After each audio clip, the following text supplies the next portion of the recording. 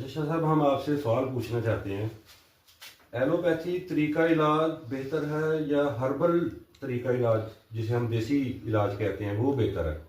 आप इन दोनों में मुवाजना बताएं हमें। सबसे पहले तो ये कि एलोपैथी जो है ना वो हर्बल ही की एक शाख है।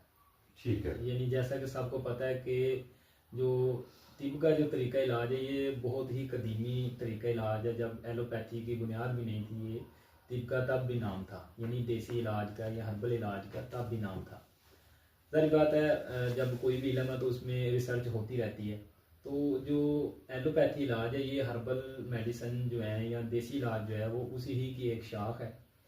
तो हाँ, इससे इख्तलाफ ये है कि इनमें से कौन सी बेहतर है। ठीक है कि हर्बल इलाज बेहतर है या फिर जो एलोपैथी इलाज है वो बेहतर है। तो इसमें यह है कि एलोपैथी जो इलाज है वो हमारी तिब के मुताबिक इलाज भी ज़िद्द है, मतलब वो जिस्म को मजबूर करके फ़ायदा दिलवा देती है मर्ज़ से। लेकिन उसमें ये होता है कि जो मर्ज़ है वो तब्दील होता है। मिसाल के तौर पे आपने अगर सर दर्द की मेडिसिन ली है तो वो हो सकता है वक्ती तौर पे वो फ़ायदा हो जाएगा, लेकिन जिस्म को कोई और नुकसान हो जाता है, उसका साइड इफेक्ट आएगा। हो जाता है। ठीक है, तो इस तरह ये है कि हम हर्बल मेडिसिन जो है वो उसको अभी भी जो है वो इंग्लिश मेडिसिन से ऊपर ही समझते हैं और फ़ायदेमंद समझते हैं। और इसमें सबसे बड़ी बात जो है ये है कि एलोपैथी और हर्बल में सबसे बेहतर फ़र्क जो ये है कि हर्बल की अभी तक जो बुनियाद है वो नेचुरल और यानी कुदरती अद्विया और अगजिया पर है। लेकिन जो एलोपैथी है वो जो रेडीमेड जो है वो केमिकल से बनी मेडिसिन लैब में उसकी सब तमाम मेडिसिन तैयार होती हैं। हाँ जी, ठीक है।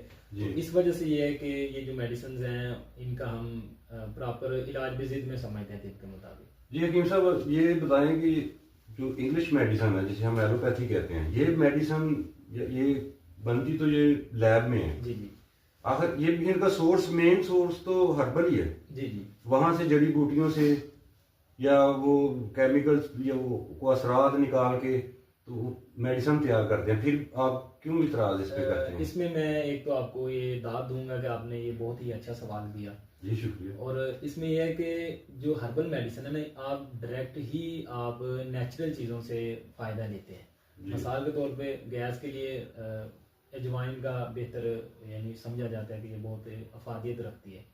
लेकिन अब अगर डॉक्टर है उसे ये नहीं पता कि कौन सी मेडिसिन में क्या फ़ायदा है, सिर्फ वो रट्टा लगवाया गया उसे।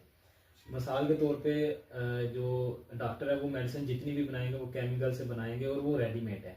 और ये भी है कि डॉक्टर्स जो है वो मेडिसिन, जैसे हकीम है, जी जी, हकीम खुद लैब है, लैब है, खुद वो फार्मास्यूटिकल कंपनी है, डायग्नोज भी उसने खुद वो करनी है, डायग्नोज भी उसने खुद करना है। और वो हाँ खुद ही जो एक फील्ड है वो मुकम्मल उसमें वो माहिर है। मुकम्मल एक हकीम है। हाँ, वो उसमें माहिर है। जबकि इंग्लिश मेडिसिन में जो डॉक्टर है ऐसा वो नहीं। तजवीज करेगा ये फलां दवाई ले वो लो। खुद कोई भी मेडिसिन कंपनी कोई तैयार कर रही है एक मेडिसिन को, 4 कंपनियां 6-10 कंपनियां तैयार कर रही साल्ट है। का फर्क आ जाता है, फर्क आ फिर जाएगा। उसमें पोटेंसी का फर्क होता है। हकीम को पता है कि मैंने ये वही मेडिसिन 500 मिलीग्राम अगर देनी है तो क्यों देनी है, सही। या 1000 मिलीग्राम यानी 1 ग्राम देनी है तो क्यों देनी है। लेकिन जिस तरह इंग्लिश मेडिसिन में वो एक साल्ट जो है वो आप 500 मिलीग्राम देंगे तो वो बहुत ज़्यादा हो जाएगा, और दूसरी कंपनी को वही साल्ट लेंगे तो वो उसमें बहुत फ़र्क आ जाता है। जी जी। तो ये एक वो रेडीमेड है, उसमें गलती की गुंजाइश मुमकिन है और वो गलतियां हो रही हैं।